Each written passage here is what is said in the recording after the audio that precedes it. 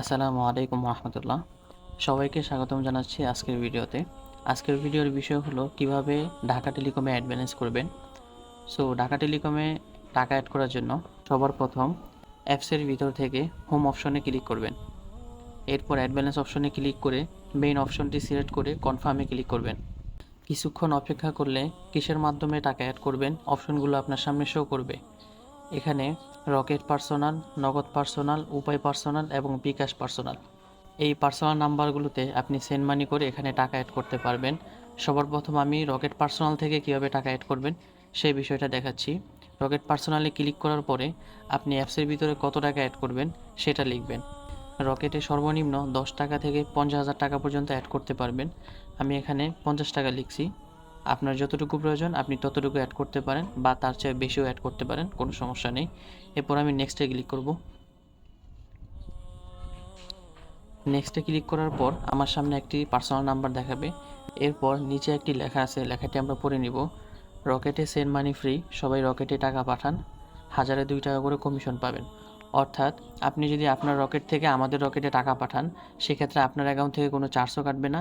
আপনি এখানে free add করতে পারবেন এবং 1002 টাকা করে কমিশন পাবেন। অর্থাৎ 1002 টাকা কমিশন পাবেন, 500 টাকা 1 টাকা কমিশন পাবেন। এই অনুযায়ী আপনি যত টাকাই অ্যাড করেন তত টাকা কমিশন পেতে থাকবেন। এরপর আমি রকেট নাম্বারটি কপি করে রকেট অ্যাপসে চলে যাব।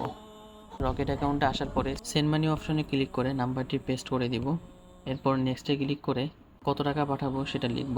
আমি 50 টাকা লিখতেছি। এরপর নেক্সটে ক্লিক করব। এখানে পিন নাম্বার দিয়ে হোল্ড করে ধরে রাখলেই টাকাটি চলে যাবে।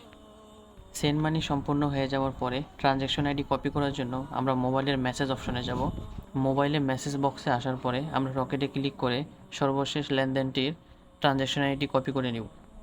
এরপর আমরা চলে যাব ঢাকা টেলিকমে। এখানে ইন্টার ট্রানজ্যাকশন আইডি, এই বক্সে আমরা ট্রানজ্যাকশন আইডি দিয়ে ভেরিফাইতে ক্লিক করব।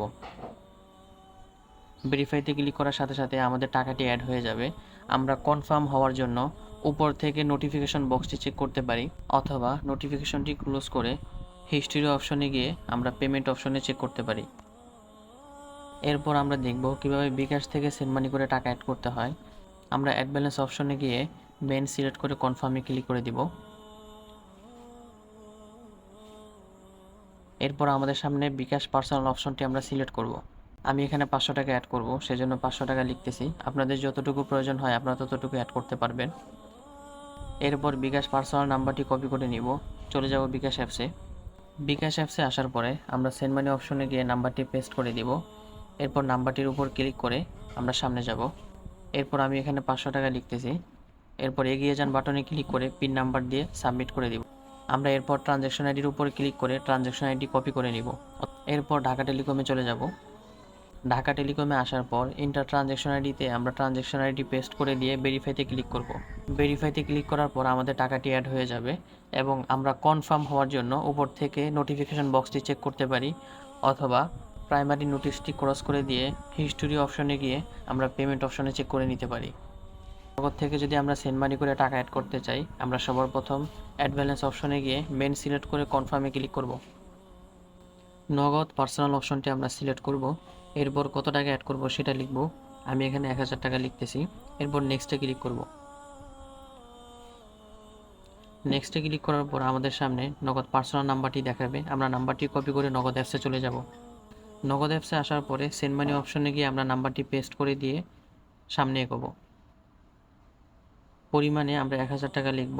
আপনার যতটুকু প্রয়োজন আপনি ততটুকু অ্যাড করতে পারেন। এরপর পিন নাম্বার দিয়ে আমরা লেনদেনটি কনফার্ম করে দিব।